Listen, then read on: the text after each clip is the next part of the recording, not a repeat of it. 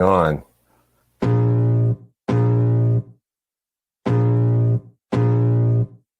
I can feel the blood creeping up from the heathens. Got will, got fight, got pride, got reason. If they wanna go eat, then you know I'm gon' feed them. If you're coming for me, hope you're ready for a demon. I got eyes in the back of my head, I'm seeing. Take me for granted and you know I'm leaving. I'ma take what's mine with the webs I'm weaving. I could take this crowd from seeing to believing. Got a taste for blood and my tongue keeps bleeding. From the words I spit, so sharp, so freezing. So cold, behold, frostbite they feeling. I could tear you apart or I could go heal them. Don't believe in fate, don't believe in ceilings. I just need a taste and my mind starts feeling. I don't pace myself, I grind on kneeling. Got lust for change, I just love the feeling.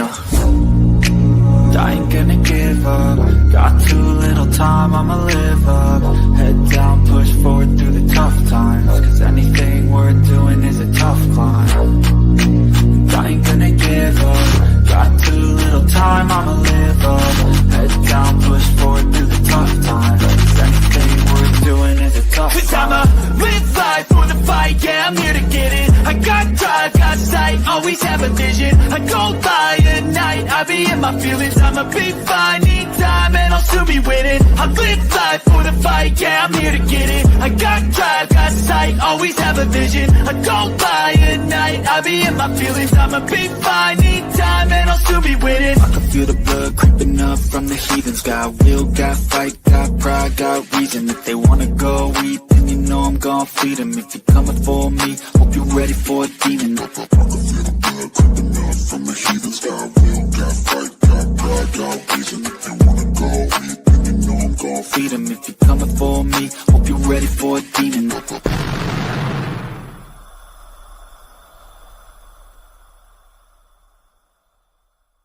The smoke clears. Yeah. Ladies and gentlemen, welcome to Dead or Live and the Dead or Full Spectrum channel. It is our Sunday night show. And boy, we got a doozy going on for you tonight. By the way, happy Mother's Day. Shout out there if Dawn's listening in the background. Happy Mother's Day, Dawn. No, it's not your day, Ken. Not your day today. I know you want to get recognition, but thank you guys for joining us this evening. We appreciate your patronage, whether it's your first time joining us or you are a regular viewer to us. Thank you so much. It gives you the opportunity right now for new viewers to hit that subscribe button. Also, don't forget you have the opportunity to hit the reminder bell and, most importantly, the thumbs up, the like button, which is always important that everybody, every show clicks on that thumbs up. That's important for us for the algorithm. So we appreciate you guys joining us for that. Mother's Day night. Somebody was making a mistake though, because I told them we were doing a show tonight, and they said "you mother." I was confused by the whole statement, but it's Own it. we, Just own it. we couldn't take another night off. Last week, as it was, Ken was out of town. We'll talk about that tomorrow night on Patreon. A very exciting trip for Ken and his crew. So we are thankful for all of you being here tonight.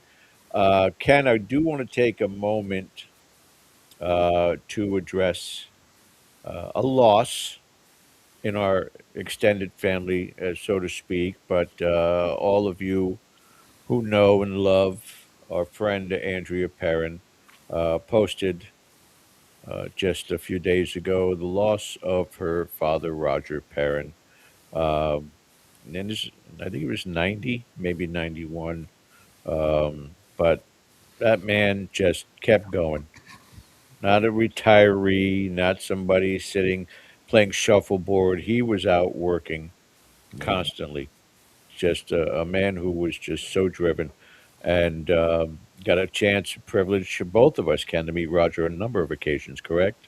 Yeah, for sure. I mean, our hearts and sincere condolences go out to the entire Perrin family and all their friends, of which there are legion. And Roger was a unique person, you know. And, he was one of these people, when you meet him, you don't forget him. About a year ago, I had a call from Andrea saying, "You should talk to my dad." And I said, "Okay." So I called his number, and we had a nice chat, for a while. Apropos of nothing, just check in with him. He was going through a little bit something health wise, but we just talked for a while, had a great conversation, and about 3 hours later, I butt dialed him, and he left a message. Are you okay, buddy? Like I got your message, you know. And I said, no, no, it was just accidental. But it was a nice conversation. It's the last time I spoke to Roger, so I will gladly take that with me. That we had a nice conversation and a few laughs, and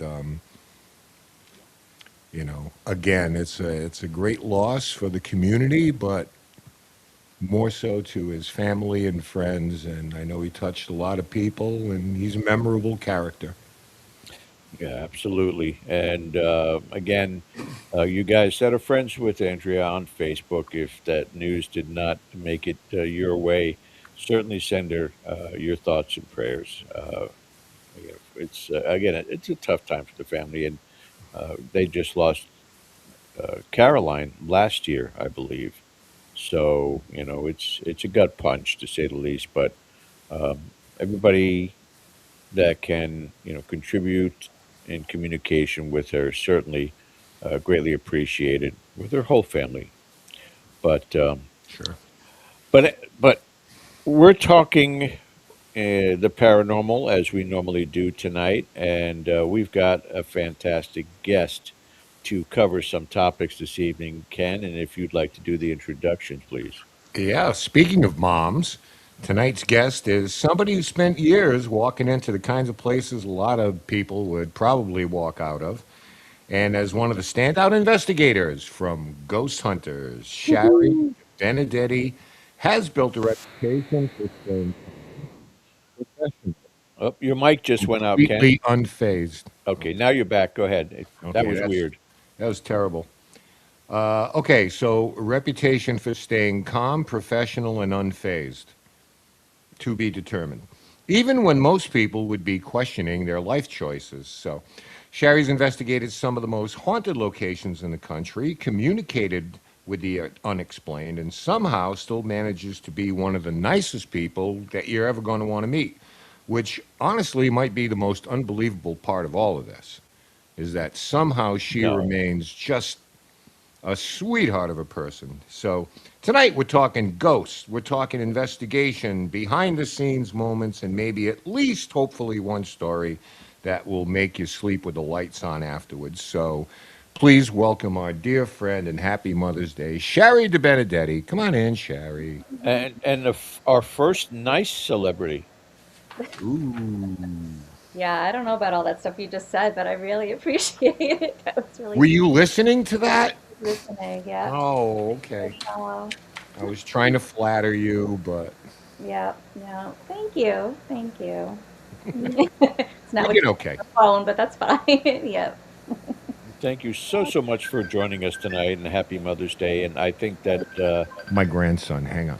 I think our audience is going to be highly excited getting to talk topic with you in and around the field. And how long have you been doing this now? Um, it's I'm trying to come up with exactly where I started everything. It was around like 96, 97 that I started it.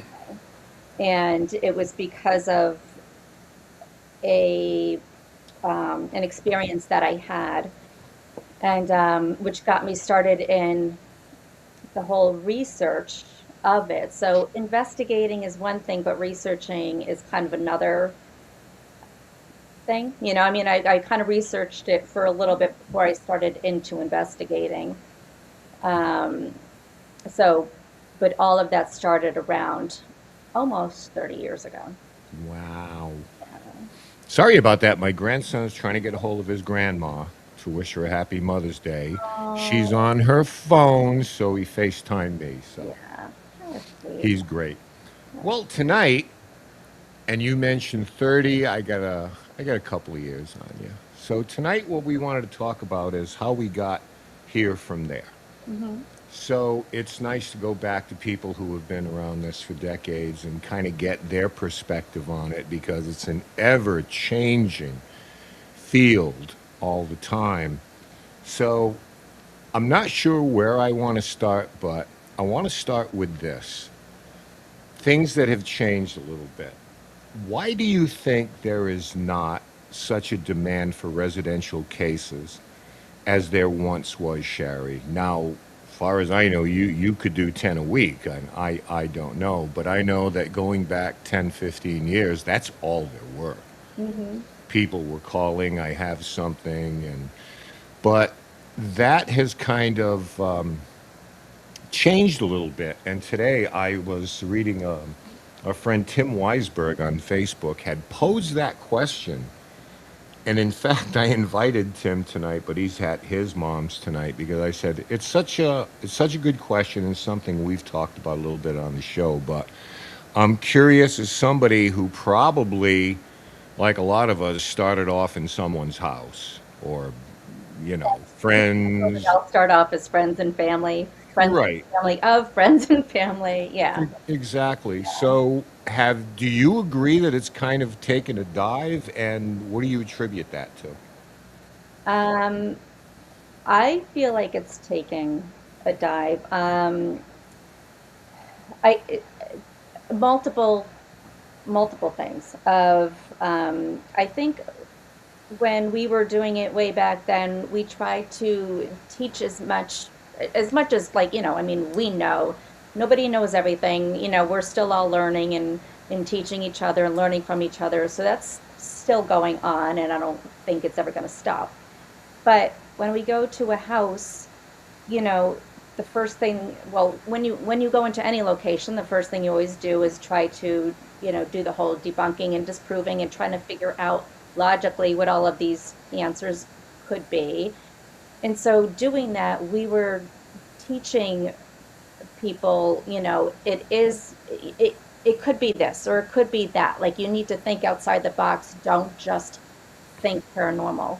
Um, so when Ghost Hunters was on, a lot of people learned to do all of that. They Mm. started doing a lot of that before they started calling us, which was great because, I know when I first started back then, a lot of the answers were, call your electrician, call your plumber, call the pest control, call your doctors. It was almost like the same answers for a lot of people. But then when they started seeing the show, when they started hearing from, the investigators, the private investigators, we all tried to teach them. So then they started doing that themselves before they started calling us. So I Mm. feel like a lot more people know what to do now and maybe are more thinking logically than everything's a ghost and I got to call these people.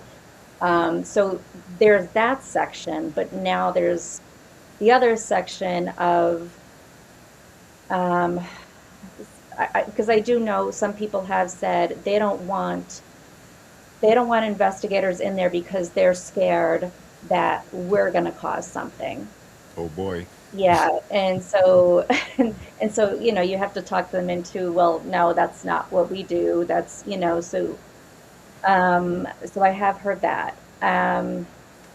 Some people, they get upset if we say that there's nothing there, and Mm.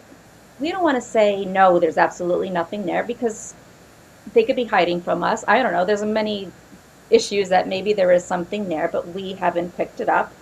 So when we say, hey, we didn't catch anything, but we did um, go through all of the claims and we can figure all the claims out. Now, I'm not going to say that there's nothing here. It's just we didn't pick up anything. We didn't communicate with anything. Absolutely nothing happened. Right. You've been here for 30 years. We've been here for 5 hours. Yeah. So, Yeah. So, like, I can't, it's not a definitive answer. If they don't like that answer. Like, they want something to be there, and it's just like, Okay. yeah, there's a ghost here and you don't know what you're talking about. Okay, if you have any issues, we'll come back. Not a big deal. Um, and then you get the ones that they do watch some things that um, just the people that go on and scream and yell and whatever, but they see that and they get nervous. But Hmm. now that makes them afraid of, oh my God, they're afraid of the ghosts, and it gets into their minds. Um, and I guess that goes back to they don't want us in there because we're gonna make them even more.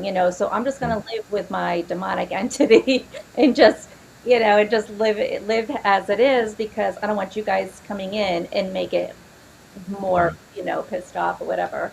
I just feel like it's just a multiple Yeah. things. I think that you touched on the two most common, though. I think that there is a lot of DIY investigating going on now, Mhm. which is something I don't suggest people do. I'll get into that in a second. And the other thing is, I have faced that multitude of times. It's usually the husband.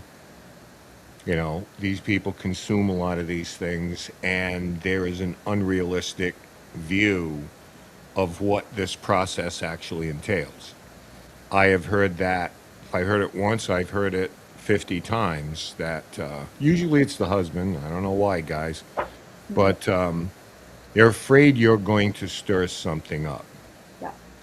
And, I'm not going to sit there and, like advocate for myself for a half an hour. Well, we won't, I promise, and nothing will happen. It's like I make no promises. Ultimately, it comes down to you. Would you like us there or not? Because I like to know that everybody who's going to be there is on board with it. Mhm. Because there's nothing more uncomfortable than somebody who's looking at you sideways. Yeah. Do you think DIY is a good thing? Like you mentioned that people will use objective thinking, and that part of it is fine. It's like, well, let's debunk some things because that's what we see you doing.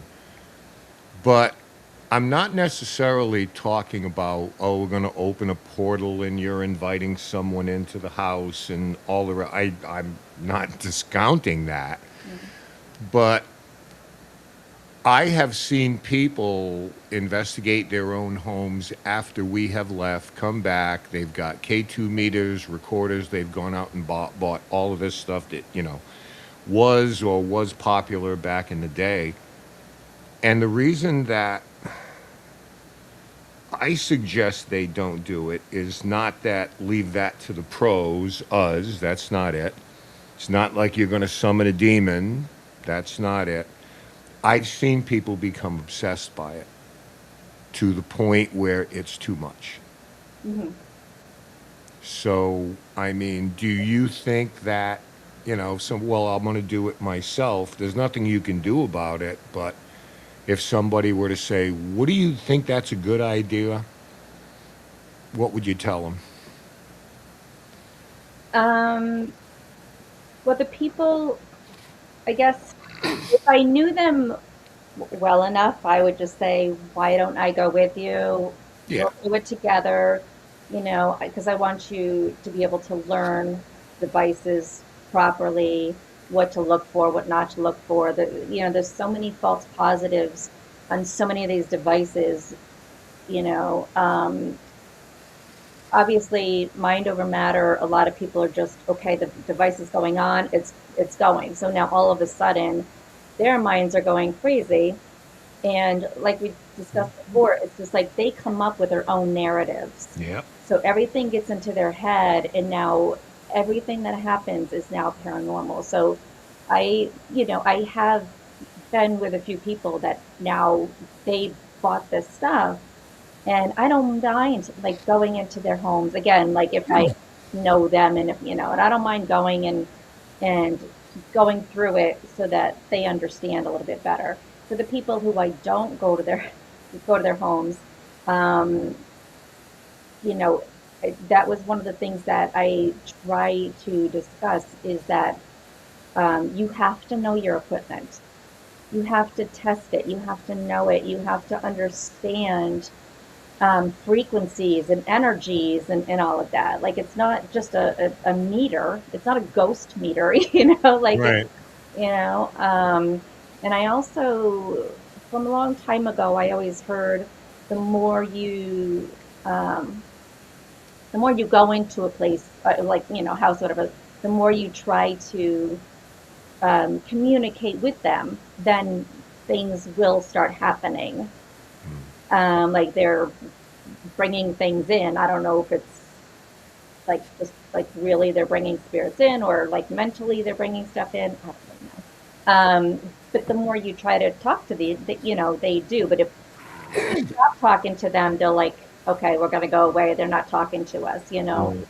Um, so there's that too. But there's definitely a lot of people going with the false positives. And I think some of the devices, um, like the spirit boxes, like the Ovilus, things that are, you know, you if there's 10 people in a room and one person has the spirit box, that one word can be 10 different words because you got 10 different people. We all hear differently, um, but it's usually you get that one person in the room that's kind of, um, hello, that's kind of, no, this is what it said. But then Hmm. you get the other people like, no, that's not what I heard. And then that one person, nope, that's what it is. So Right. there's a false positive, and then that person's going to have like a whole narrative. Um, so it's one of the reasons why I never use it. I'm not saying that it's bad, good. It's just so many false positives Right. um, for those devices. Ovilus, it'll say like, oh Benny, oh my God, there's a Benny here. What's going on? It'll say bus. Oh my God, Benny got hit by a bus. Okay. So they'll just come up with their own little story and then expect everybody to listen to their story. So I don't, yeah, they do need to learn and understand that they can't believe every little thing that these devices do say. Right. Yeah. Well, you said it yourself a little while ago that sometimes people will be upset that, you didn't document anything. And it's almost like they take it personally that you're saying they're making it up. Yeah. So when someone does it on their own, if they're already predisposed, my house is haunted, then that objectivity, that bias, is out the window. Give me a recorder, give me this, and without some kind of direction on, look, this is how it works. More importantly, this is what it doesn't do. I think people will probably reinforce whatever narrative that they want, that they believe. So that's why I think it's always good to have another pair of eyes on it. Yeah. Even if it's to tell them something they don't want to hear. Mm, Because to me, a place not being haunted is the best possible outcome, right? you would think so. Like you don't have to worry about unless they are dug in and they. No, I want a ghost. You don't understand. Yeah. Well, I think that's definitely changed too. A long time ago, people are just like, no, I don't want anything. I don't, in my house. And then over the years, it's just, yeah, I want it here. Don't tell me that I'm crazy because it's here, and leave it here. I don't want it to go. And, so things have definitely changed over the years for that too. Okay, to each their own, I guess. Yeah. Want to jump in real quick? If you have questions for Sherry, please put them in chat, and at some point tonight, we will interrogate her and give her your questions, and she can respond. Maybe a loaded question, maybe not. It's basic. Do you think investigators today have it easier or harder than we did 10, 15, 20, 30, whatever years ago? Is it harder or because when I say is it easier, I'm just talking about the information that's out there, that's available now that maybe wasn't, decades ago. Is it easier or tougher? Um, well, for doing research, it's definitely easier. And for trying to talk to people about the subject, definitely easier. Talking to um, historians or just anybody now. It's definitely so much more easier than when we were doing it because, Mm. way back then, no, there's no such thing as ghosts. No, there's no ghosts here. No, leave me alone. No, you're crazy. You just got all of that. Um, but now it's definitely easier. As for new investigators coming in, I think it's more confusing for them because I don't think that they know who to really listen to, because there's just so many people doing their own thing, um, teaching different ways or believing in different things, which is fine, Mhm. whatever. But I just think it's more difficult just because you have so much out there. So who do they listen to? What's real? Yeah, Um, you got to pick through it.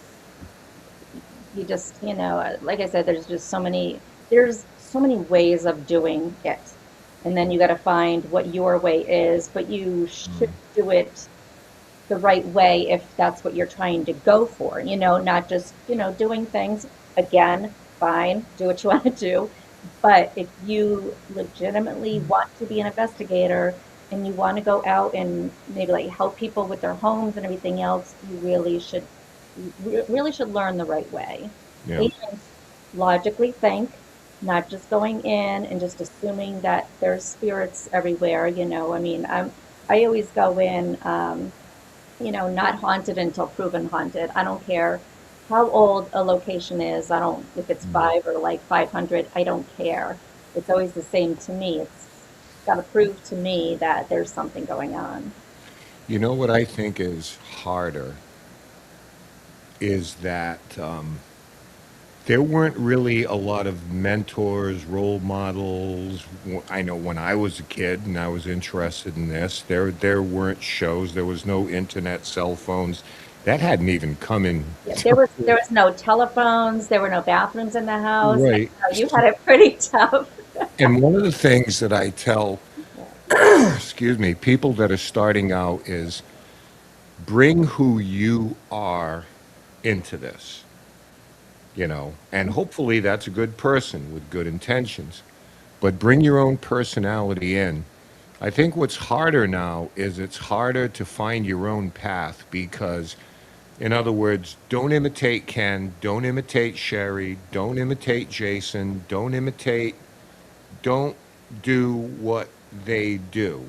Because if you say, well, they're doing it and they've been successful, forget about that Hmm. because they came into it being themselves. So I think it's harder now to block all of this out. And when people start to modify their own behavior, like I'm going to say this, I'm going to act this way, and you got to find out who you are and be individual, be unique. It's funny that people say we all investigate different ways. Okay, so why do we all act the same way? It doesn't make any sense to me.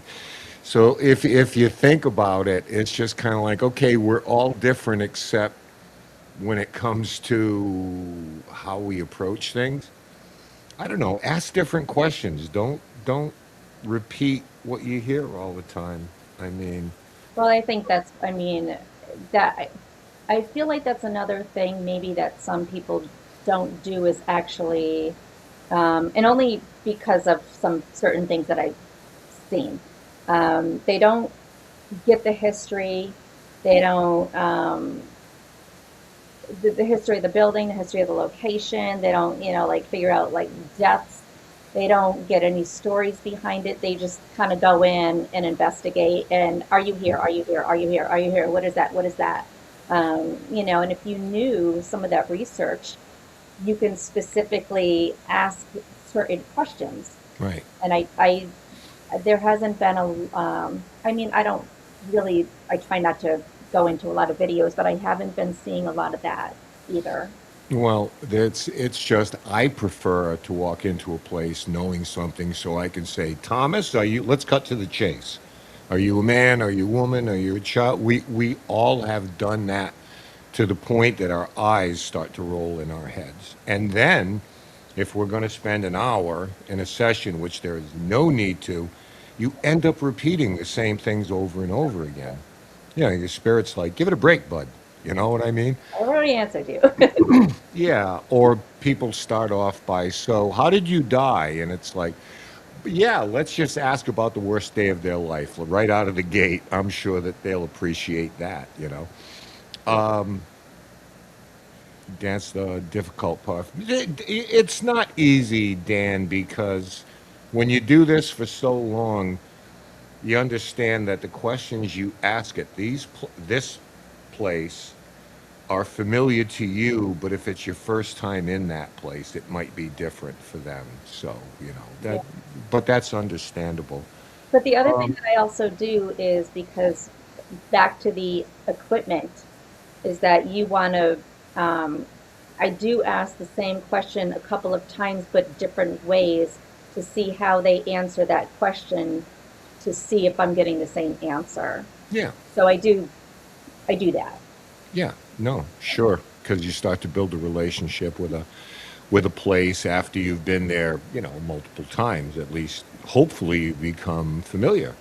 Yeah. I mean, Yeah, and I do say sorry a lot. I am so sorry that you have to play with this toy, because eventually, you think about the people that you're talking to, you know, a long time ago, and they're like, "What the hell is this thing that you want me to touch? You want me to put lights on?" And so right.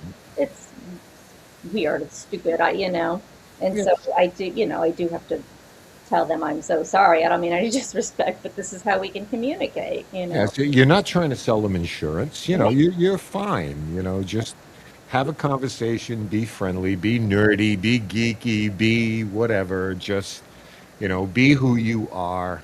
Yeah. And I can't emphasize that enough. It's just don't be an imitation of somebody else, because make your own path there. Well, that's the other thing is that if you do, that's not forwarding what we're trying to do either. Yeah. So I mean, that's what we're constantly doing is just trying to figure out, what else can we do? What else can we do? So if people are following everybody else, that's not really getting us anywhere. Yeah. Well, we're in a world of subscribers, likes, views, and the algorithm, people pay attention to it who do this like 8 hours a day, it's full time. They know that this pushes that forward. If you use these words and these keywords or do this or at this place, then your chances of success as far as your success on social media increases if you do things a certain way, which is why a band comes out with a number one album and they want them to do like the same type of songs for the next album because they're safe, right? Mm. No, we don't want you to do opera. You kidding me? Oh, maybe. Um, Paranormal television, I always said there was a yin and a yang to it. Hmm. So, do you think there has been those points where we touched on a couple of them, that it's awesome because it's something you can talk about now, but do you see kind of like a downside to a lot of this? Are people too imitative, or do people get the wrong impression of what we do? Because doing a TV show, doing something, you know, like we normally do, are two different things. So, what's like the good and bad of that? Um, hmm, that's hard because I'm with ghost hunters. Um, we were investigators prior to the show. Right. And they just follow us around and we just do what we normally do. There's no, I guess, production in it. They don't tell us where to go, what to say, what to do, or anything. They just follow us and we just do what we normally do back home with our teams. Um, Other shows are going to be different. Um, and I only know that because there's a few people that they wanted, after Ghost Hunters the first time,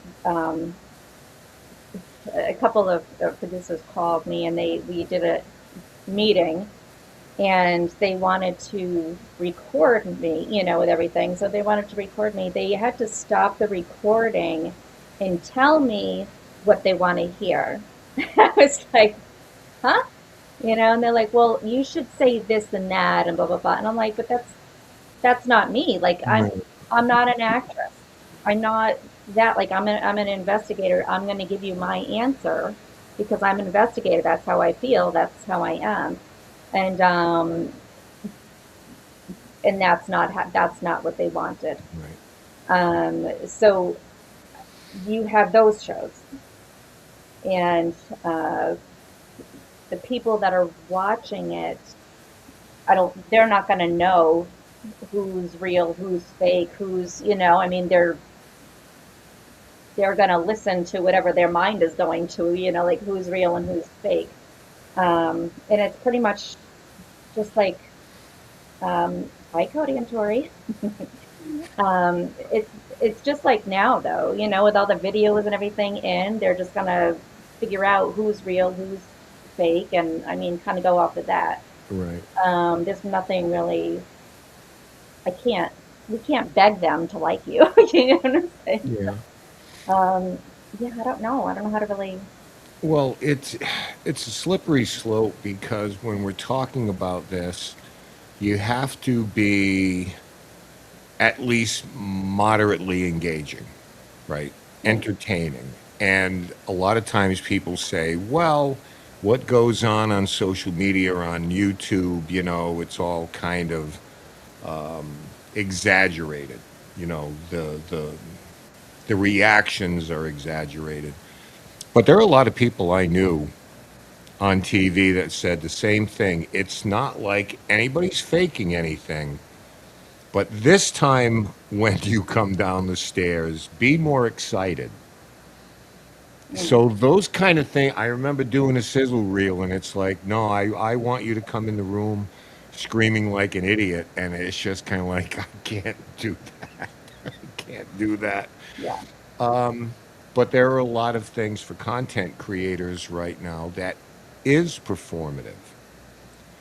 And there are still people seeking answers, but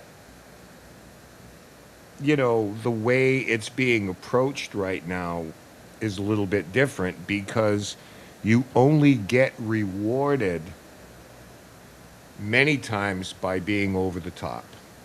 If you're going to be on YouTube and all the rest of that, because there's a generation now that grew up on that, Sherry. Yeah. This is their template: TV, YouTube, social media. Okay? In a way, I can't fault them for that. We grew up one way, those before us grew up a different way.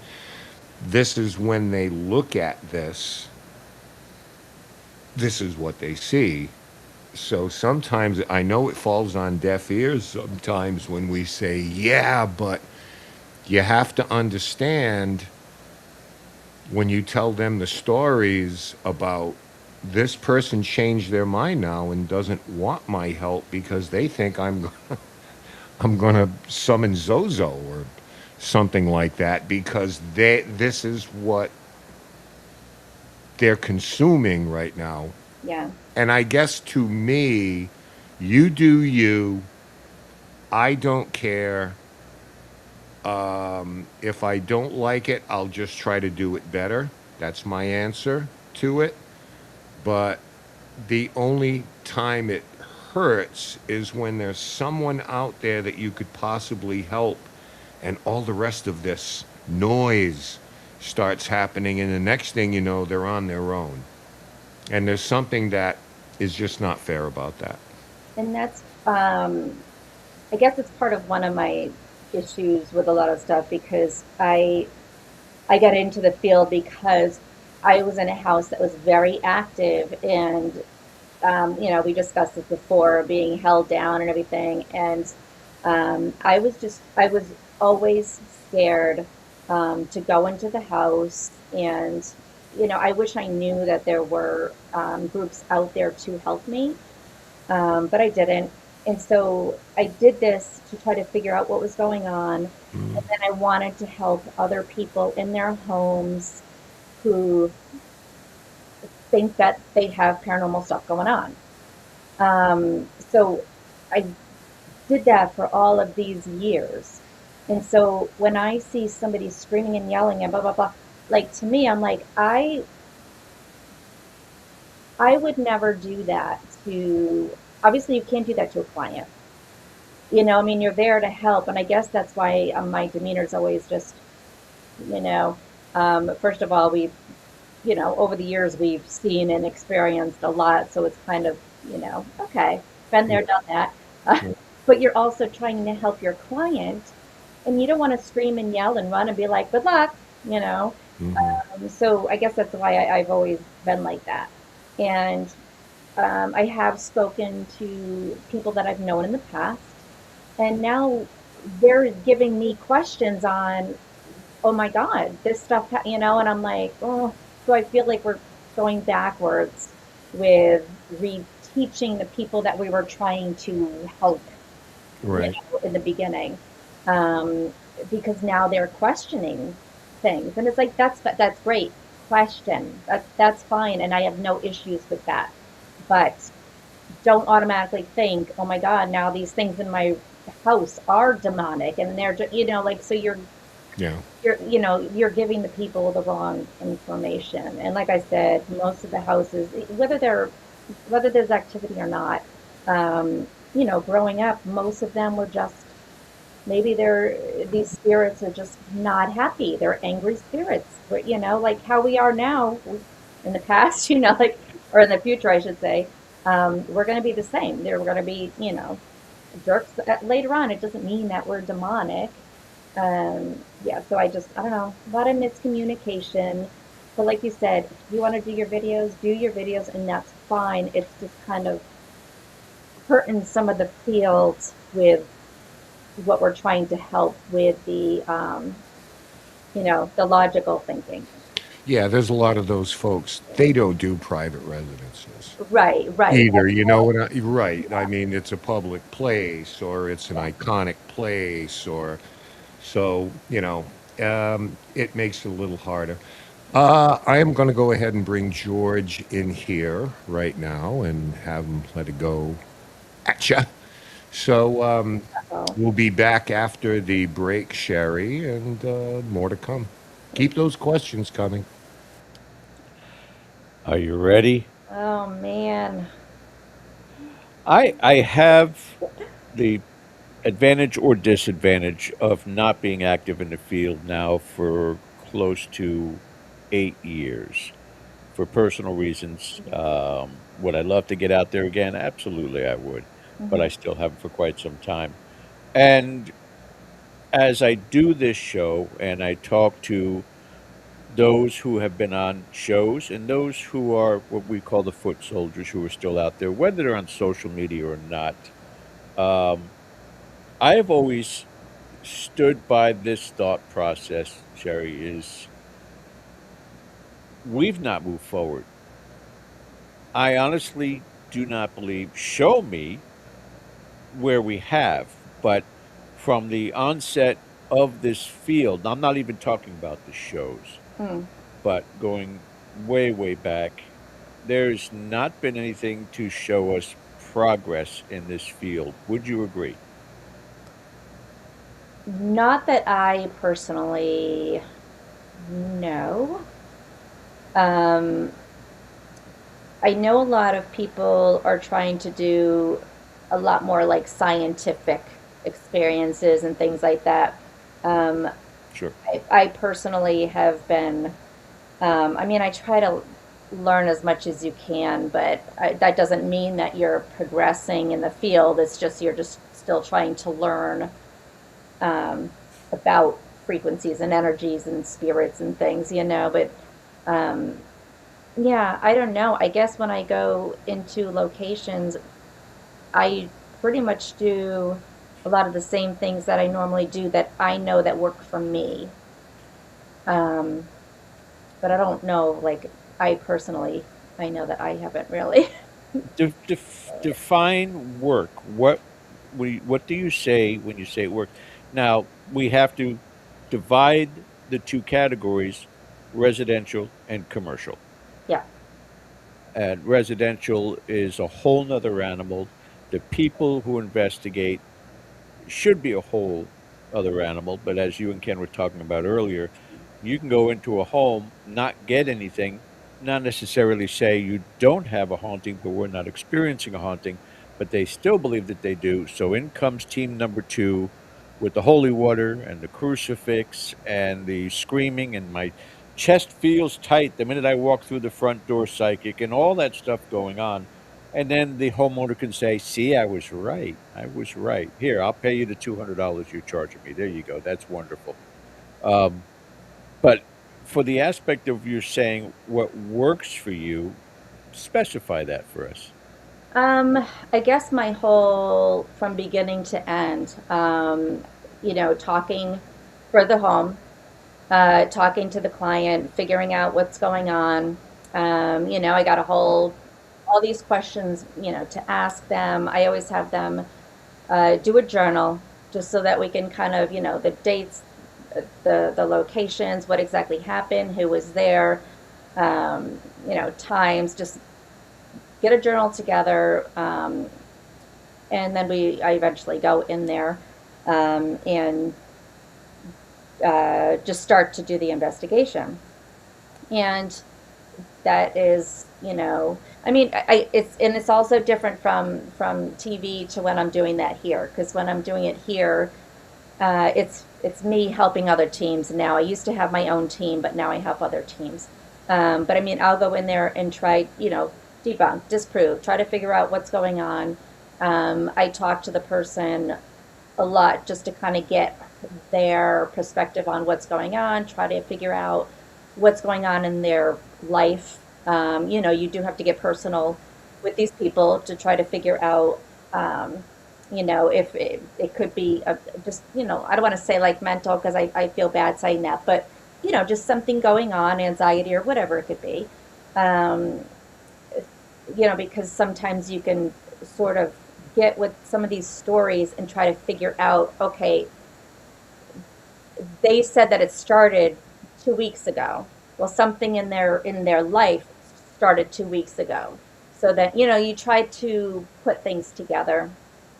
Um, go through the whole get the electric, the EMF, things all squared away. Sorry, my mind isn't working right now because I can't think.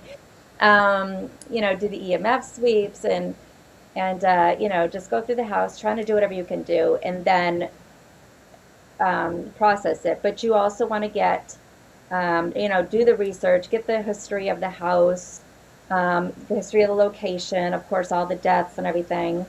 Um,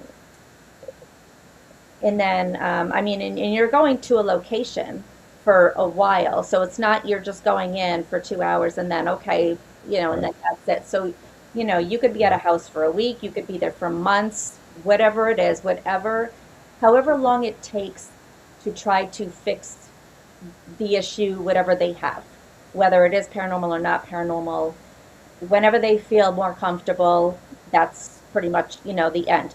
They always had um, my contact so that they can, contact me whenever they wanted, if they ever had, any questions of anything new coming up or this just happened, etc. But like that, I guess that whole process of what I do, that's what I always do. And it always depends on what is going on for me to do other steps. You know what I'm Gotcha. saying? Yeah. Now, this is procedurally what you do.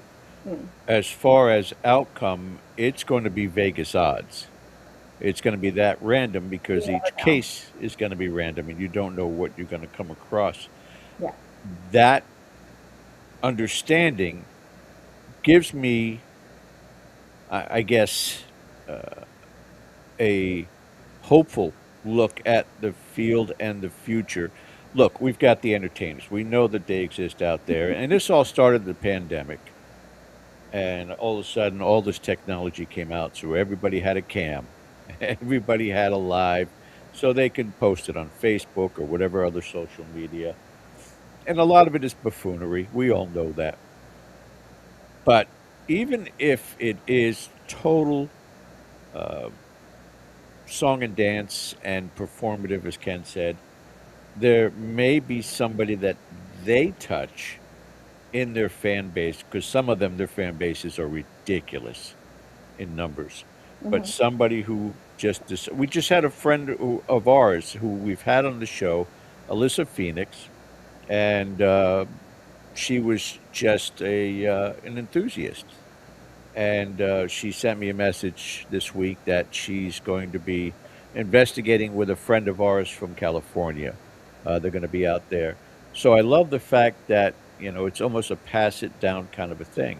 Hmm. But do you think it's promising in the sense that all this exposure that's going on with not so great investigators, maybe a bit theatrical, but it could touch somebody who may help us advance this field in one way or another because we're missing that. I I love that so many people are into it. I Hmm. love that you know, it is a very fascinating thing that we do.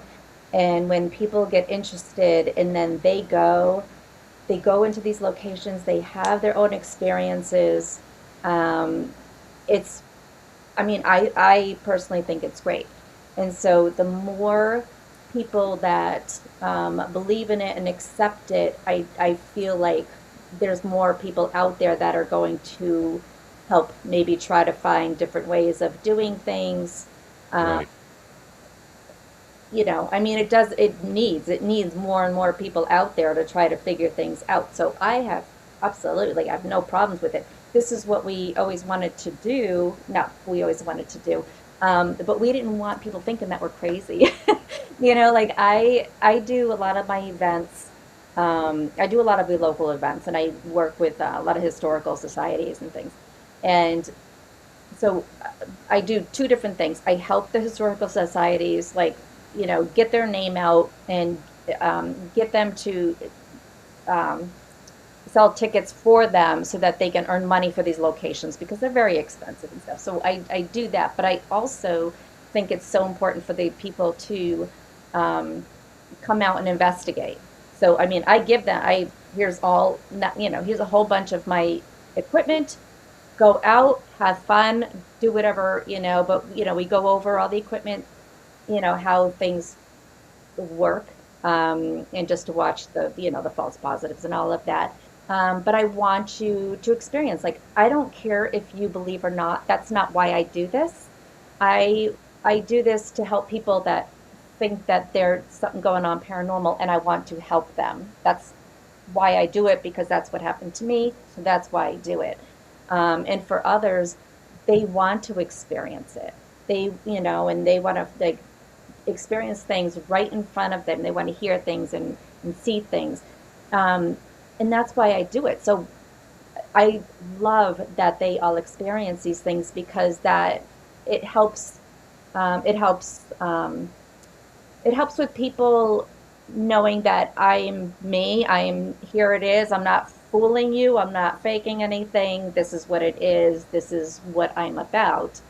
And it also helps with getting the word out, like, oh my God, there is something going on. Like, there's stuff. I've had experiences, so the word gets out. So um, it's good. It's definitely helped throughout the years. Like I said a long time ago, it was people think you're crazy because, oh my God, you're seeing ghosts, you're talking to ghosts, this happened to you, you were held down, you were this, that, and it was like, and people just think that you're nuts. And so all these years later, because so many people had their own experiences, there's just so much more out there, so we don't look like we're insane. Yeah, I hear you. It's, Uh, so I think yeah, I definitely think it's great that this is happening. It's the more people play, the more chance somebody hits the lottery with this. But Mhm. do you think? And I believe that there is a quagmire in this field as much as there is some sort of moving forward that we're still experiencing because people are experimenting Mm, and maybe they're trying way outside the box in the things that they're doing. But the problem right now is we do not have, whether it's location, whether it's a person, whether it's a procedure, whether it's a piece of equipment, we don't have a definitive communication yet in any way. And I don't know whether or not this is in your bucket list, Sherry, mhm. consistency in communication. That's something that I aspire to. That's something that I hope this field discovers in whatever form, whatever way that we do it, that we could get that consistency going.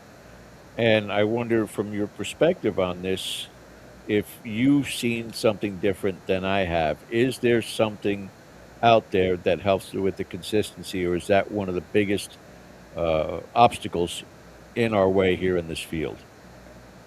Um, yeah, no, I don't see a consistency either.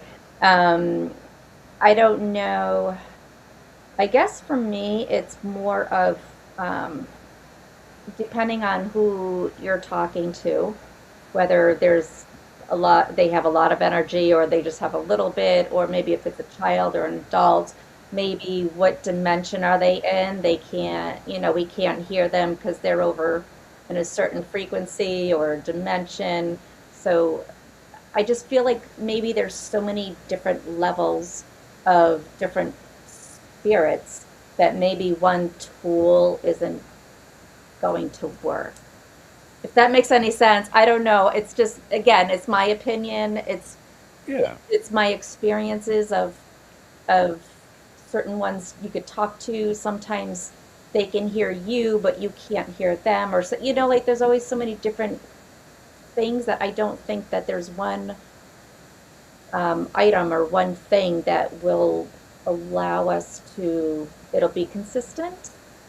Um, I don't know if mediums would think differently because they can they could get all that, but I'm not a medium, so I don't know. But for equipment wise, right.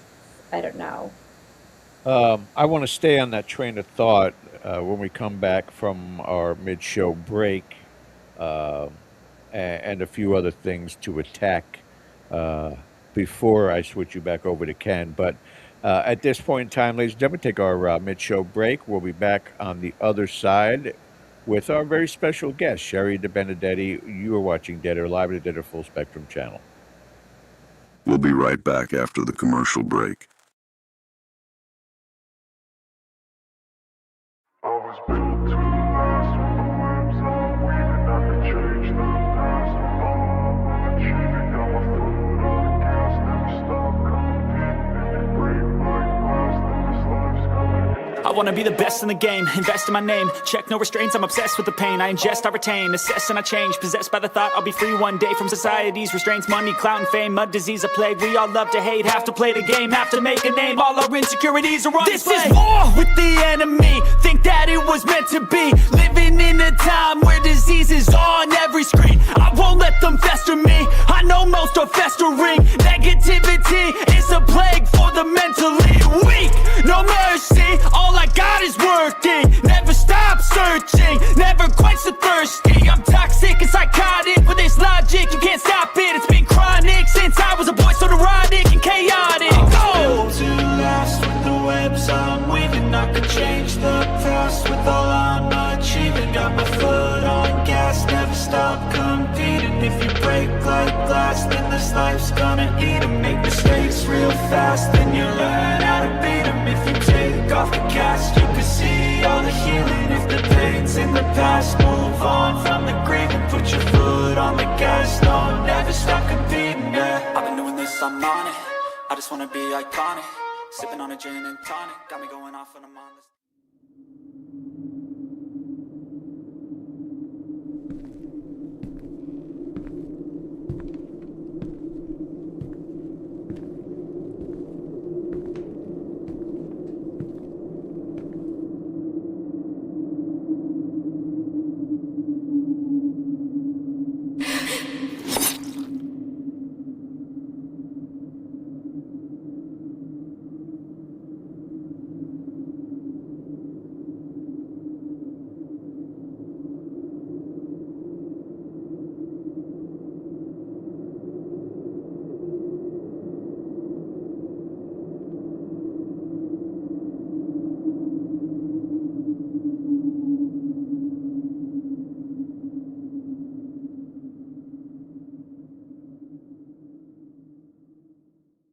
And now, back to our show. All right, guys, welcome back. Shari DiBenedetti is our guest tonight, and I just need to interrogate her a little bit longer, and then we'll bring Ken back on also. Some of the things that you talked about, battery drainage, use my energy is one that comes to mind for me also. But a good portion of what we base our investigations on are conjecture. We cannot factually say that spirits drain our batteries. We don't know if it's spirits. We could say it's portals that drain our battery, wormholes. We're still, in my opinion, and again, I can say this because I've been out of the field for 8 years, so I can complain all I want. I'm not in the field. I don't need to justify things that happen while investigating. Most everybody else out there does. Um, but we we don't have a foothold yet. We're still in the infancy of this field, even though it's been this long. Isn't correct? Um, well, we definitely know, I would think, more than what it was, but definitely we're still here when we have, again, I don't know if we're ever going to know the full facts of what happens, in our lifetime anyways, maybe generations from now, maybe, but Sure. in our lifetime, we're not gonna know. And I do always say when something happens, I do see people, oh, so and so did this. And I'm always like, but how do you know so and so did that? You don't see them. Something Yes. happened, but it's not like they're standing there and you're looking Exactly. at them and they're doing something, so you don't know if it's them. Yeah. So, so I do have, like you said, like draining the batteries. I don't know if they're draining the batteries. I hear scientific and all this stuff that they do, but I don't see them there like draining them. Like I have no idea. I'm a very visual. I'm very logical. I need to see things for me to believe that things are happening. But I also do. I do believe in spirits and ghosts, and I Oh do yeah. believe in it. So. Oh yeah. I do too, and I've had experiences. We've all had experiences. It would just be nice to, find an end game to be able to do this more reliably for whatever it may be. And I got in trouble with this a couple of weeks ago on Patreon, and apologetically, it wasn't directed towards one person, the blanket statement, but it's like one of the problems that I have with psychic mediums, particularly the ones that are in the now. The spirit is here, it's standing over there in the corner. Okay, tell it to turn this light on, or tell it to touch somebody. Well, they're not here to entertain you. They're not here to be a circus clown. Everything has a reinforced delusion aspect to it, rather than working in concert with these spirits. If they're there, they're curious about you. We're curious about them. Can they do something to help us understand that their presence is here more than just what the psychic is picking up? Even in the aspect of a spirit box or an obelisk, if you're making contact through this device, can it not be possible that you could do something more uh, of a manifestation in any form, even just a voice speaking on request? It's just not happened yet. And I know, again, Sherry, especially for what you did on the show, what you did prior, working and helping people, a lot of it tends to be therapeutic in a sense. But for this field and grabbing the golden ring, being able to find things out there, I don't see it. And would you, this my last question will bring Ken back. Would you subscribe to the fact that, because I've said this before, I don't want to unlock the secrets of the universe. I don't want to know the answers of what happens after we die. I don't think we're supposed to know that. But man, I'd love to talk to my mom Mhm. in the simplest form, again, in some way, shape, or form. Somebody designs something or figures out a pattern of words or something is used where we can just hear them say, "I'm fine, go on with your life." Oh, I can't understand. Oh, can you hear me okay? Yep, now I can. Yep. Okay. That, it would be nice for us to be able to just hear our loved ones say, "I'm fine, go on with your life." Yeah. And you'll still have that again, those that are in that mindset of, well, you're just hearing a demon. It's a demon talking to you, telling you that just go on with your life. It's a very convoluted field. And it's always been a little bit of my frustration in the field, and Ken gets tired of hearing me talk about it in those terms, but I'm just looking for something. Would that simple dialogue with a loved one not be a great addition to this field? If you could just talk to the other side, no problem. Yeah, I think that would be great for that would be great for a lot of us. Um, I don't know if anybody can make up these things. Obviously, people are trying to make up those devices, but yeah. But I have two things. Yes. So, I have, um, okay, well, maybe I'll remember the second one in a second. Um, I did work with a medium. I usually don't work with mediums because I just never, I am a, Cut and dry. scientific. But I did work with a friend of mine who she she was doing a gallery and she went to my friend who she had no idea she was coming. It's not like she was on a ticket. She just came with me last minute thing and she went to my friend and she said exactly what's up with her life. And I was like, wow, like that's incredible. So I did a couple of investigations with her and so I did the investigation, but I had her as like she was helping me in another group. And I was like, you do what you do. You could psychically, you could do whatever. I said, here's some equipment you can use. I was going to do scientific stuff. She could do the psychic stuff or medium stuff and whatever.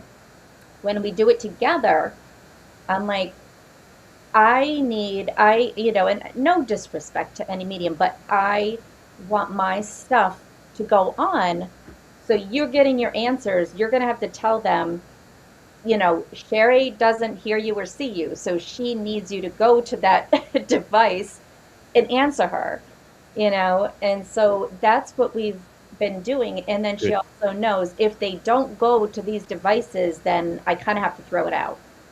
Good. So I'll ask and answer, I just whatever, are you a man?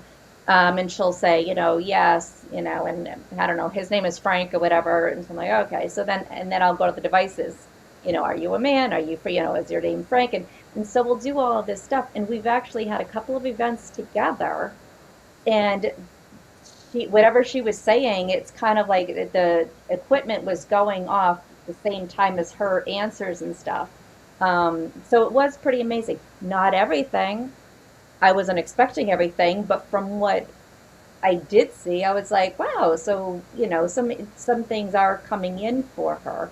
Um, but that's the only way that I could believe them because, I mean, you need to see for yourself. You just can't, Sure. you know.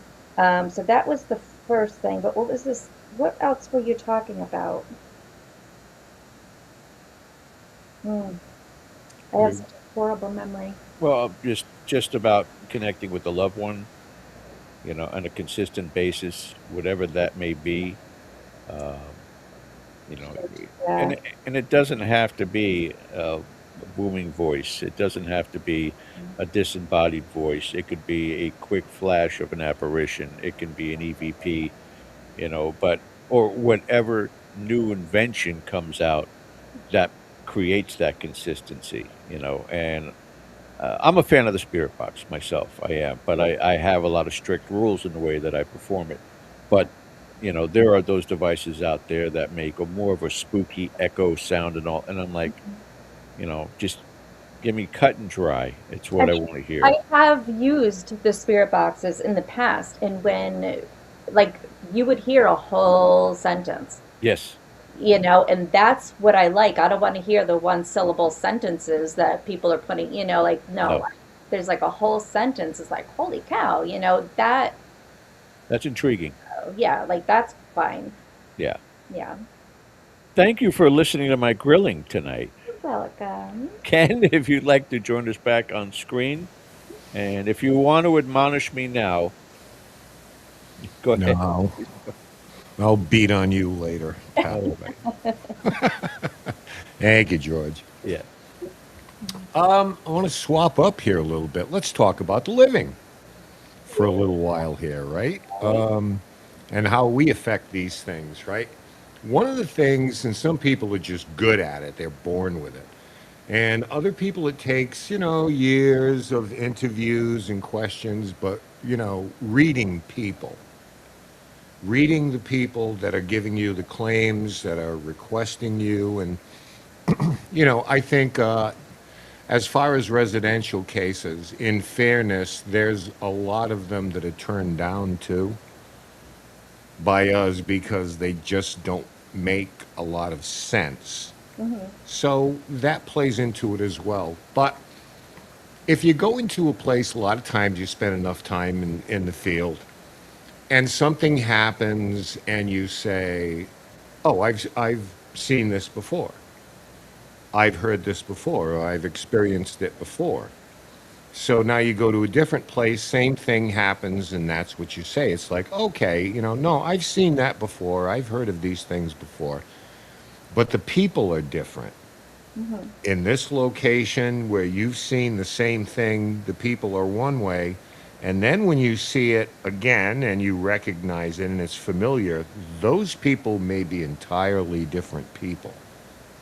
So I guess what it comes down to is spirits interacting with people and their approach and their demeanor and how that affects the activity that goes on there.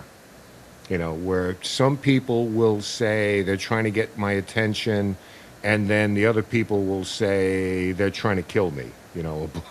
A book flew off a shelf, and and immediately there's something dark and evil there. But I wanted to talk a little bit about how we, right, the living, kind of affect the environment and affect all of these things that are going on. And that's where I think one of the big things an investigator can do, and I'm not talking about being judgmental, but just being able to read people like, this is going on here. This is, this feels okay. This doesn't feel okay. And that may affect your environment and whatever activity's going on there. Yeah. So there was for an example, because that just popped into my head when you were talking about, there was one of the episodes that we did, there was a woman who kept tripping down the stairs, I don't know, like 4 or 5 stairs or something, maybe from the kitchen, from the kitchen to the family room or something. She kept tripping down the stairs. And what she heard were part of the rumors going on with her house. And there was an older woman in there, and she fell down those stairs. She, broke her neck, whatever, and she died. And so in her mind, that person kept tripping her as she went down the stairs. And, we did our research and all of that.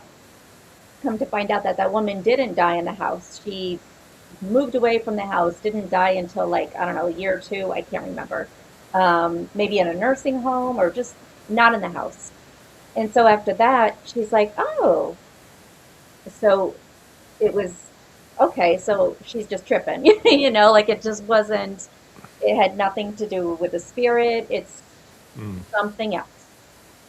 So there's definitely a lot of mind over matter situations. There was also another place that I went to. And I try not to go to these locations by myself. This was a long time ago, but it was it was a friend's family member. So I went to her house, and she was a hoarder. There was just stuff all over the place. And so we went into the kitchen, and she was like, sitting on the side, and you could see like her hair going up. Hmm. The lights were like right here, and like it's gonna static and everything. It kind of went up. So she fell asleep. So she's standing and she fell asleep, and her hair's up. And so when she came to, she was like freaking out because her hair was, like little things were like up to the light. So yeah, and I'm like, that's just the light. Like it's gonna, attract your hair and stuff like that. And she's, no, that's not true. That was a little issue. And so I'm like, why don't we go sit down? We sit down at the dining room table, and I'm just talking to her to try to figure out what's going on in her life and all of that and what she's experiencing and stuff. Well, she fell asleep on me again, but she went like this, put her head on her, and then she went down. So when she woke up, her tablecloth was all wrinkled. And so she's like, "Oh my God, see, look at that. Look, it just happened right in front of me." And I'm like, "Well, you did that because you fell asleep again." And then she got mad at me again. And I'm like, "You know what? Please, you need to see a doctor. Like you just call a doctor, tell him what's going on, or you need to go to like the pharmacy, go to consultation just to see what all of your meds are. Maybe something isn't mixing right. Like you need to see somebody." And then I told my friend who was a sister, I'm like, "This is what's going on. Is there somebody there? I don't know, but she needs to figure this out first, because there's definitely, with the hoarding, with the falling asleep and everything, like there's just so much going on. She needs to get that under control." I did investigate there a little bit. Nothing happened, but most of it was, and unfortunately, it happens. Sometimes you can talk to people about it. Sometimes you can't, because you don't know what type of a person they're going to be. Um, so that you definitely have to. That's why I never really go by myself, just in case if anything does happen. But can people be possessed? Yeah, I guess. I've never personally have experienced it. I'm only hearing from other people that have, what I'm saying? So I've never been involved in any of that. I have no idea. Um, so I can't even answer that question. Right. But then the other thing that I wanted to bring up was like religion and beliefs. I am not a religious person, but everybody has their own religion and their different beliefs and their opinions, and that's fine. That's you. Um, I spoke to somebody recently who was, okay, a certain religion, and the whole thing was everything that I said. It was, you're not talking to spirits, you're talking to the devil. Every Hmm. time you say something, I'm like, well, it's their voices, this and that. He's like, no, the devil knows all the answers, and they know the voice, so that's what they're coming up. You're not talking to spirits. You're not talking to these people's loved ones, or whatever it is. He's like, you're talking to the devil every single time. That's what you're doing. I'm like, okay, Right. and you know what? If that's what you believe, that's what you believe. Again, I'm not here to tell you what to believe and what not to believe, but don't tell me what to believe and not to believe Right. either. So yeah, I mean, you can't really, go. They One size doesn't fit all. It's just kind of like all these UAPs, things in the sky right now, and supposedly more things are going to be coming out, videos and things, and Mm. you already have people saying they're not aliens, they're fallen angels, they're Nephilims, they are some kind of giant race, so they're already, I mean, and that's fine, Old Testament stuff, whatever you want to believe. I guess we'll see who's right. I, Maybe. I don't No, know. like, I mean, everybody has their own beliefs, and again, that's fine, but it's an opinion. You don't know. You don't know. Yeah, I don't know if there are any more universal truths anymore. Well, they are. There are. We just got to find them somewhere between the two opinions. Yeah. I wanted to get a little more woo-woo with this. About 2 weeks ago, I was in a place. We talked about it on the show last week, so I'm not going to go into. I was in a place where my mood dramatically changed when I walked in, and that's not me. And I'm not saying it was a possession. I'm not saying any of that stuff. It was kind of one of those places, and this was just coincidentally, a lot of YouTubers go there, and there seems to be an emphasis on darkness, looking for something malevolent or something dark in this particular place. It has that kind of reputation. You know what I mean? Okay. So this is where people go. And I'm just kind of like, I wasn't right in there. I was mad at everybody. Satori thought I was going to kill all of them that night. And a matter of fact, we were talking about this, her and I, on the way back to the where we were staying. And it was my opinion that no one jumped into my body or anything. But we all have the ability, and if you're in this long enough, it's probably more profound to just pick up on energy and things like something doesn't feel right, something's off, and that comes with experience, I guess. But I'm of the mind with all of these people coming into this place looking for something dark and bringing all this stuff in, that there might be a residue there for that kind of stuff that if you're, for whatever reason, that particular night sensitive to it, it can affect you. We saw it with The Conjuring.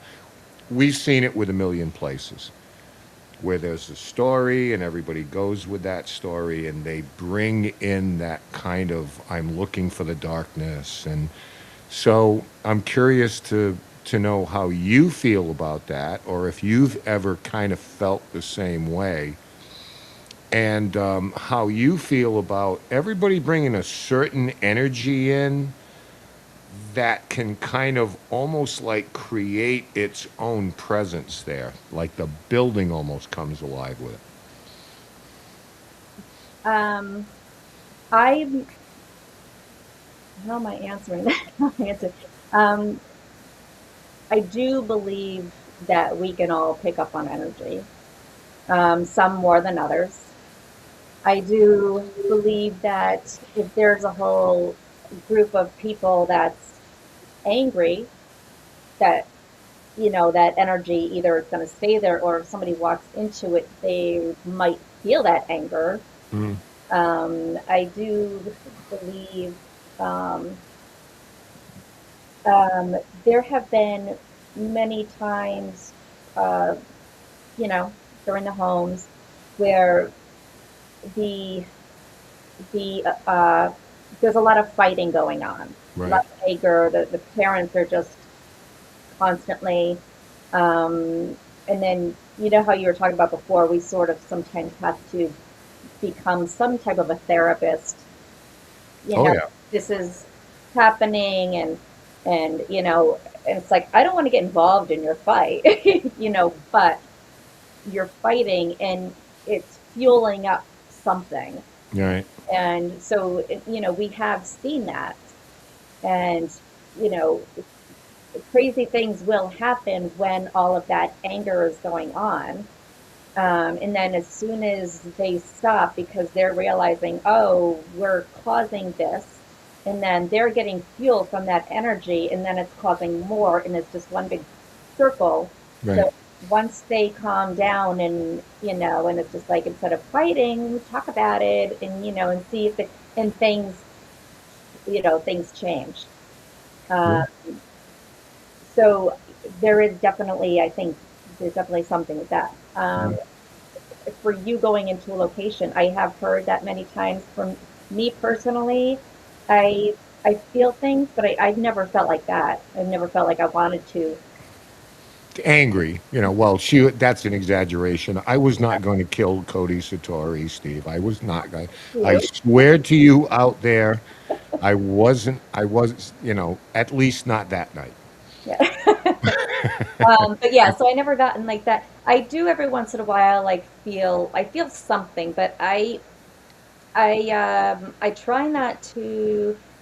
I honestly try not to think about it too much. So I'll think, okay, I feel this way. I'll just kind of jot it down in my head because, again, I need to physically see something go Mm. on. So if something goes on like that, throwing things, then I could be like, oh, I felt something that wasn't right, and maybe, Hmm. so I have to figure that out. But yeah, my feelings, I kind of just, okay, this is how I'm feeling right now, but let me see what happens, and if I can put two to two together, Right. then I can figure it out. But Well, that night I was just angry, and I'm not I'm not like that, especially when we're out. My wife, on the other hand, was with us, and she's just kind of uh, like she's reading a book. She's like, that's him. yeah, just ignore him. That's what I do. But you know what? There was a gentleman he believes in all of this stuff. He's not an investigator. He's actually a comedian. But he's not into it. But he actually had to do a show out in Vegas, and he said like he got really really nervous. He went out to the balcony, just I don't know, maybe having a cigar or something. I don't know. And he said all of a sudden he got thoughts in his head to jump. Hmm. And he was like freaking out. He's like, what the hell? Am I hearing things, or am I like, why am I thinking this? And it's just saying like, get up and jump over, jump, jump, jump. And so he got so scared, he went inside and like locked the door and had to go somewhere because he was afraid. Wow. He's like, am I gonna get possessed? Is this what's going on? I don't know. So he got really nervous of that. So Pretty profound. you And know, what people don't realize is that kind of anger, or whatever you want to call it, that mm, you bring into a place, it makes you vulnerable too. And sometimes that's when the shit hits the fan. When you're at your weakest, you're most vulnerable, you're impressionable. A lot of things can fill your head, yeah, yeah. so always something to be mindful of. Um, in helping out other groups, do you get a lot of them that maybe starting out or a little inexperienced that, need a little bit of, I don't know, a little bit of sound advice, a little bit of mentorship, steer us in the right direction? Here's a standard question. What is the one thing or most important thing if I came to you and said, Sherry, I've been interested in this. I want to get some people together, start a group. Can you give me that, your biggest piece of advice? And it may not be, what kind of recorder do I buy? Or, you know, Yeah. beyond that. Um, well, you want to get a team together. I think the most important thing is getting people that you can trust. Mm, Um, you all have to be on the same page. You could think differently because that's what it's about. You do your own thing, you think differently, but you have to be able to trust them. Um, like we said with even like with the devices, you all have to understand the devices. You have to, it's not just about one person. You guys are working as a team to do it, to do whatever you're going to. Are you going to investigate homes? That might be different than investigate locations, as we discussed. homes are not for everybody. Right, That right. it's, it takes a certain skill set and mindset. Yeah, a lot of patience with that. Yep. But I do go through, it's hard because it's not only one. I do go through, don't always expect, Yeah. activity. Don't always expect it. If you go into a location, if you get something, Obviously try to figure it out. Think logically. Don't just expect everything. If you don't get something, that doesn't mean that there's nothing there. It's just nothing there at that point in time when that you were there. Um, what else? Um, yeah, I mean, there's really not just, Yeah, I know it's hard to narrow it down. I mean, I because it happens a lot. You get asked a question, and I kind of narrowed it down to how do you define success? Because if you define success by getting evidence, that's you're going to be disappointed more often than not, right? I mean, if you go through, you do the right things for the mm, right reasons, you have a nice approach, methodical, objective, and you do all those things and you don't record anything, you had a successful investigation. I mean, in my mind, because you can't just base success on we got an EVP or we saw something or because it doesn't work like that. yeah. I mean, again, they need to understand what is something versus what isn't something. You Yeah. know, there's ways to do the questions with the EVPs. Go slow. Don't, you have to wait for, that was another thing a lot of people I've been noticing, what's your name? And what's your favorite color? And and and then it takes them a little bit of time sometimes answer. So all of a sudden you're getting the answer from this question, but they're already down here. So that question, Mm. I'm sorry. So that question over here is now they think that's the answer to that question. And it's like, no, that's Right. not right. So, yeah, there is kind of like a little checkpoint of what you want to tell the people going into it. Make sure that you got to make sure that you're having the right answers to the right questions, Right. for some of that. Go over the equipment, go over all the false positives that they can have, that can happen to them. The orbs issue, try to make sure that you go through all. Somebody just sent me a video recently. So, like on your video, on your cameras and stuff, the little green dot. Okay, it follows. So if you have like the light and then you go like this, there's that little green dot that just follows. Once that light is out of that picture, then Mm. there's no more green dot. But then once it goes, you have the green dot and then it flows with your camera and stuff like that. I get a lot of those. And they're like, well, look at this green orb just, and so I have to keep sending, I just copy, And paste. you don't want to answer because you know where this is going to go. But when someone says, "What do you don't want to be an a-hole about it either and ignore them." So, but you also don't want to say, "Oh yeah, God, that's your mother-in-law." Mm. Yeah, you don't want to be that person either. But it's kind of like what happens. It's just like I believe it's dust. There's no dust in that room. Run your finger on the highest piece of furniture in that room and tell me Yeah. what. And I usually say, I'm like, if you have like 100 orbs around you, it's most likely not. If you have one, it could be. Like, I'm not gonna say it's not. Like, I remember like a long time ago before these, the phones with the pictures. We used to get albums. So people used to bring albums to the conventions or albums wherever. So you have to go through like all these pictures of all the orbs and stuff. And I used to I always have, I say, have no comment. and I'm like, you know what? I would, like, this is your wedding.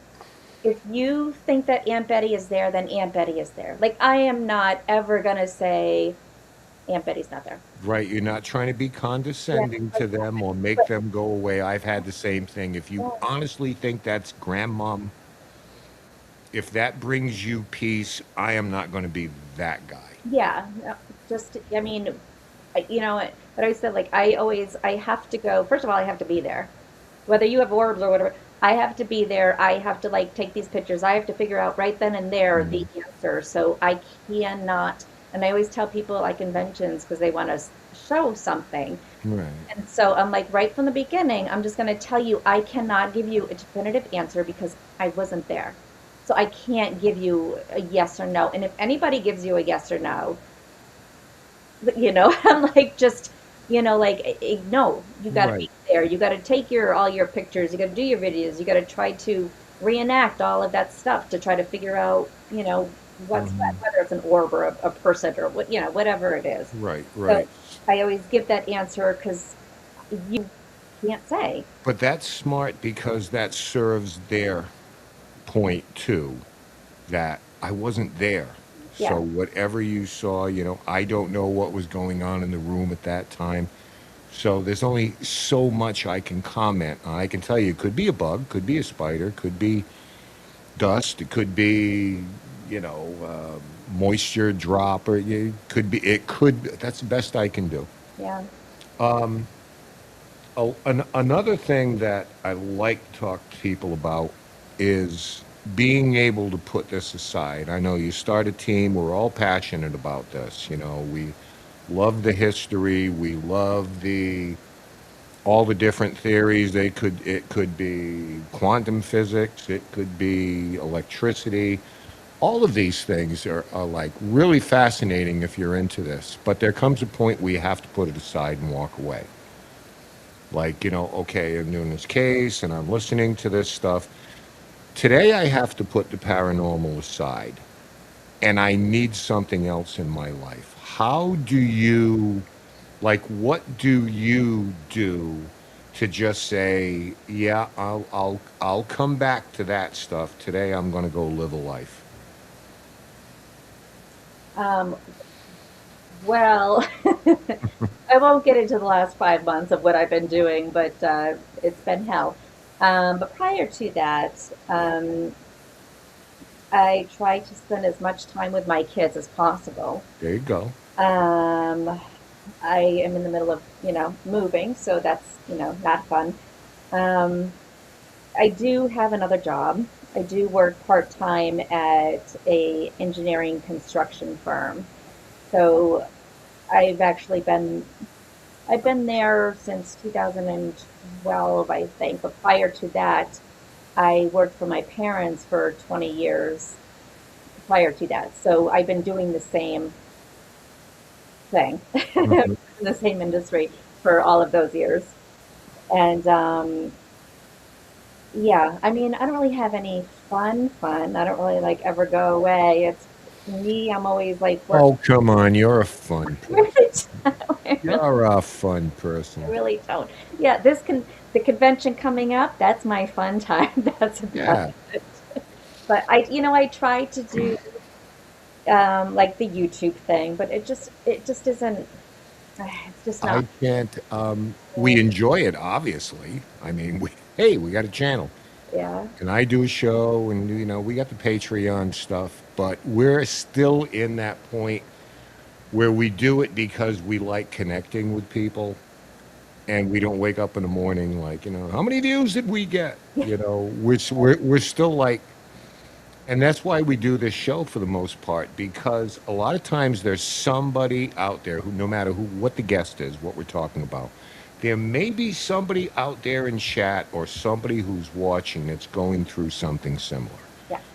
So if there's that one person that maybe doesn't want to talk about it, Hmm. doesn't want to share it, they know that, you're going to be okay. You're not alone here.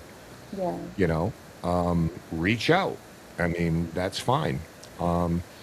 I just think it's important to have something else. I will go out in my yard and gardens and stuff, and I'm not even thinking about that stuff. And I think the key to that, it makes you a better investigator, because there are a lot of people that's just like, this is all, That's all they do. all they do. And there's a life to live. you know, we'll Yeah. get there soon enough. Don't rush it. Yeah. But, enjoy yourself doing other things. That's important. Yeah, no, I do. I definitely split my life into like 7 different categories. Um, just because, and especially now, just because I do have a lot of personal stuff going on, so it's kind of I'm everywhere right now.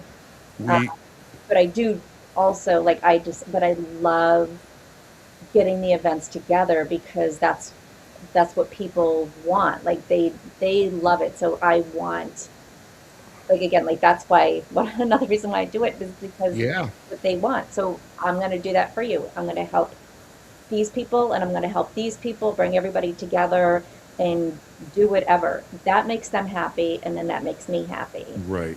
So yeah, it's still paranormal, but that's I love to do it. I just, you know, you're a pleaser. You're like me, the same way. I am happiest when everybody around me's happy Yeah. and smiling and having a good time, and then I'll get on board with that. That's the way it goes. I thought you were going to say, well, Chris Williams and I swear a lot in our spare time, you know, but I said I wasn't going to bring that stuff up, but yeah. no, you guys. You know what she did to me? I'm gonna just like forget. I'm addressing the audience now. I'm at New Jersey a couple of years ago, and Chris and Shari walked by. I would love to get Chris on, talk about whatever. I know genealogy, different. I don't care. I would love to get Chris on. She said, "Well, I don't really do podcasts." And she looks at me and looks at her and goes, "He's an asshole." Oh, wait, I said it too. I said You it. said that to her. You said to her, "He's an asshole." And she's like, "Oh, coming from her, I'll take that as a compliment then." And I'm like, "What's wrong with you women? What is wrong with you? I'm going to go now. Oh, you know Where, we were joking. wherever you're going, please continue. I'm going to go over here. I'm leaving now." Yeah. You know I love you. I know. Yeah. I love you. I am like, oh my God, did I say that? Was I drunk? Like, what happened? But I yeah, loved it. I loved every bit of it. It's just kind of like, yeah, I got the seal of approval from Sherry. If you had said he's just a wonderful person, he's the nicest guy, I would have been like, Ian. Something's wrong. Yes. What did I do? Yeah. That's how we are. We swear that means we love you. Yeah, that's the way we are. The Portuguese, the Italians. It's like, Yeah. you a-hole, Yeah. like, come here. Yeah. All right, I'm going to get out of here. We'll be back for the end. Oh, wait, before George comes in, I want to leave you with we did have one question.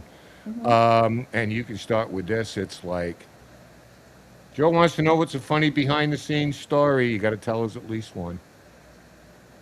Oh God, behind the scenes, funny. Oh God.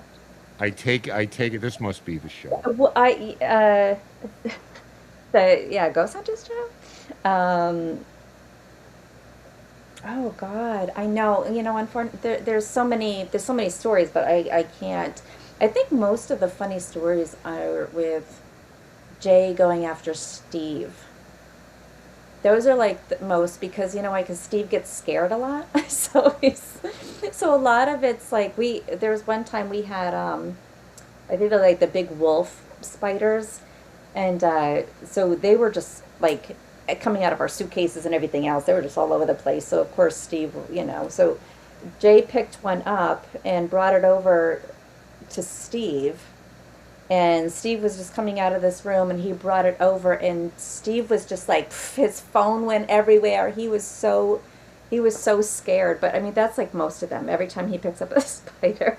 I don't know. You had to be there, but there's just a lot of jokes going on. I really wish that they could really put either maybe like a not a bloopers, but like a little funny thing together, or maybe like after the whole show they should have done like a lot of funny things, but unfortunately they never did. What else? What's going on?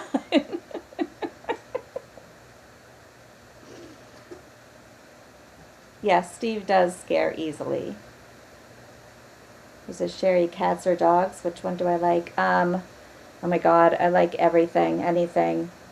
I think my next animal, though, I think is going to be a cat. I just had a dog. So, yeah, cats are next. And hello, Aaron. I don't know if you're still here, but I wanted to say hello. So, what scares Sherry DiBenedetti? What scares? If I like went around the corner and I looked and I saw like a floating clown head coming after me, That's a good one. yeah, that would scare me. I'm not really scared of, like, I'm not scared of bugs and bats and all of that. I don't like things flying around my head, so no matter what it is, I don't like anything here. But if they're somewhere else, I don't really care. I did have a bat hit my forehead right here. I thought it was, I don't know where we were, but it was um, like cicada season. I don't even know what you call it because it's not up here, so I don't know. But all the cicadas were outside, and I went in. I was with somebody. We were in this barn, and they were just so loud. And for some reason, we walked outside, and then when we were, oh, because I think there was noises on the barn, so I think we were just kind of like looking around just to see if what was going on outside. And then coming back in, there was another cicada on the wall on the doorway, and there was one that was so big, and so I was kind of focusing on how big that one was, and then something flew into my head from my forehead, like it was really Bang. really hit me. It really hit me. So I like kind of like went down and I screamed and then I ran away. And I just assumed it was a cicada because I don't know, like I'm looking at it, like mentally I'm like, oh, that must have been a cicada. And then come to find out, no, it was a bat because the camera guy like got it. He got the whole video of me getting hit. Um, but otherwise, again, like it takes a lot for me to um, figure things out. So if something happens, I got to go and see what it is. So if something falls or gets thrown or a door shuts or whatever it is, that's not going to scare me because I need to go and see what it is first. And then once if I can't figure out what it is, then I'll start, okay, well then there's got to be, there's something around here and then I'll start doing something.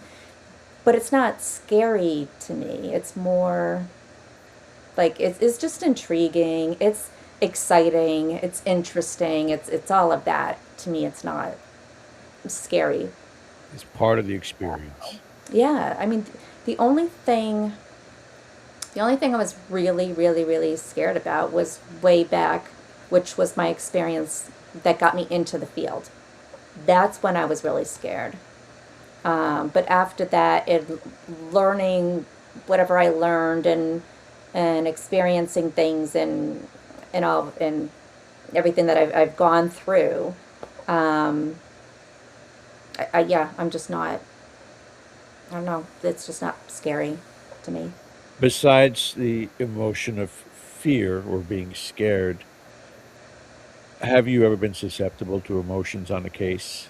And it can be just some sort of a emotional connection to spirit, but it also can be what you're getting evidence-wise.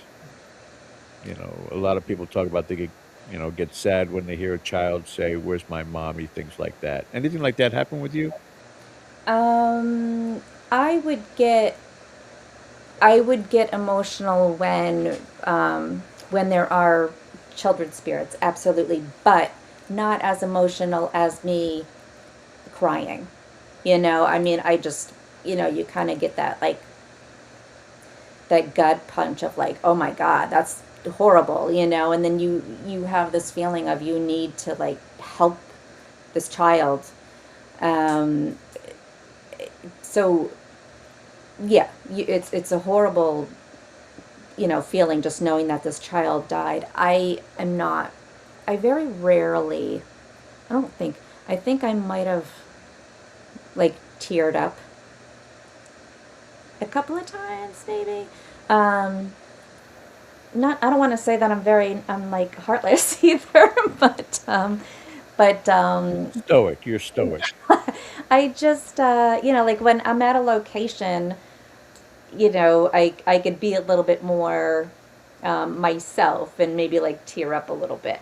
But when I'm at a home and trying to help somebody, I do try to kind of compose myself because I don't want to give them any feelings of, oh, it's worse than what it is, or it's more scary than what it is. So I try to keep a level with them. There was one, oof, what was it? Oh, I was just thinking my memory is just horrible. I know that there was a long time ago when I did this one house. I think I might have actually said it on your last podcast. I went to this woman's house. It was her and her two kids that lived there, and stuff was just happening a lot, but it was happening to her child. And so she called me in to see if I can help. And so when I went there, nothing was going on with the daughter. It was just the son. So I'm like, all right, well, the daughter doesn't need to be there. Get the daughter out of the house. And so it's just her and her son. A few things happened to her, but nothing crazy. It was more of the son. Anyway, so they lived in her grandfather's house. And she bought the grandfather's house. So after all of that, the story was the grandfather was an alcoholic. He didn't really treat his children right, and that's where they grew up, was in that house.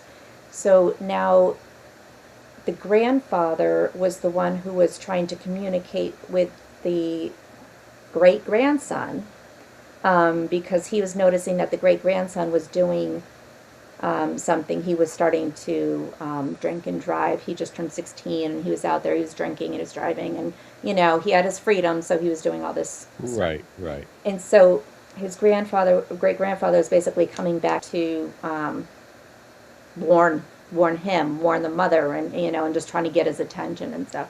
So this took a while for all of this to get together, but so that was the whole story. But then on top of that, the father, so now it's the great grandchild, the mother who lived in the house, and then it's her father, never wanted to step foot in the house again because of the growing up situation in that house. So he wanted nothing to ever do with the house. So he would never visit them. Right. So I got all of this stuff together, and and I told her, whoever you want to see for the reveal, just come on in. So she actually had a whole bunch of her family coming in, and I'm like, I do want your father here. And she's like, he won't come in. So I had to go outside and talk to him and pretty much like beg him. I'm like, listen, if you really don't want to, okay. But like, I would really like for you to come in because I do want you to hear something. Like, something came through and I really feel like you need to really hear it. And so he ended up coming in, kind of sat near the, door. And so I went through all the stuff, and it was his father coming in to say that he was sorry. So he was sorry to the son.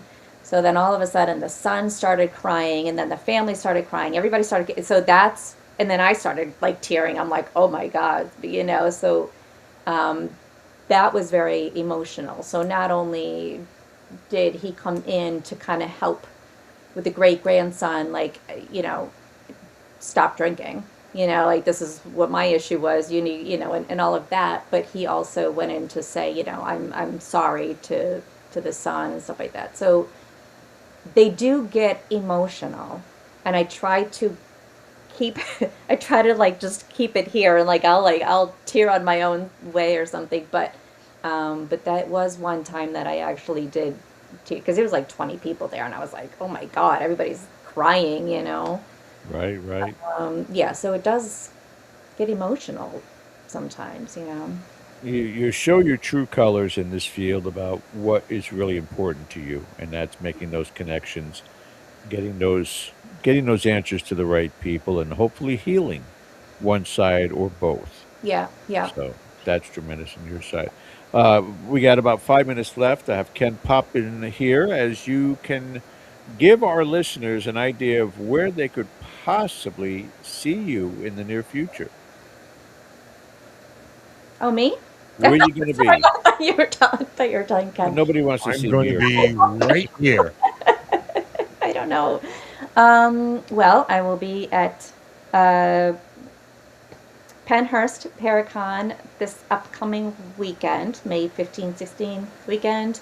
The four of us will all be there. In November, so far Jay and I will be at the New Jersey Paracon in November. I think it's the first week in November. I do have a couple of events throughout the year. They're local though. They're all like in the Boston area. But I will obviously keep posting, all the events on my site. And I usually go a lot. I do more things on Facebook than everything else, just because I know more. I know more about Facebook than anything else. So I don't know. But I'll just keep posting there. And if anybody wants to do those events, that's where I'll be. Coming to a town and an event near you, Shari DiBenedetti. Yeah. And Ken is going to call you while you're at Penhurst so that you can put Steve on the phone so he can answer why he's never come on our friggin' show. Call me. I don't know whether or not he thinks we're a pariah. Yeah, I I have see no that idea. call, like right to voicemail. And don't give me any crap, Steve, that you just feel shy. You did a TV show, for crying out loud. Look to get him on there. Shari, thank you so much for joining us tonight. We appreciate you taking the time. It's always a pleasure. And maybe in the fall, after a couple of these events, you can bring us some new stories from these locations. Yeah, hope so. Appreciate it. I will be seeing you sooner than you think, Oh no. and I'll just let that That's a warning. Oh no. let that simmer Is on. there a surprise party coming? Patreon. I have an invitation to extend to you. More on that later. Yeah, don't go away, Shari. Hang on a second. But that does it for our show tonight. Patreon tomorrow night, 8 p.m. Ken's going to be talking about the trip to Mount Vernon and some of their experiences in photos. So make sure you guys join us there on Patreon. If you're not a Patreon member yet, just go to patreon.com/Dead Air Paranormal. Thank you so much again, Shari. On behalf of Ken DaCosta, my name is George Lopez. Thanks for joining us. We'll see you next time. Have a great week. Thank you. I see her rolling up, Uber black Cadillac, high heel boots and a sexy body full of tats. Baby's bad, oh baby's hella bad. After her there ain't no coming back. Wanna take a run at that. I think she's feeling me, turn it up a few degrees. My imagination of her body gets the best of me. Oh gosh, she's such a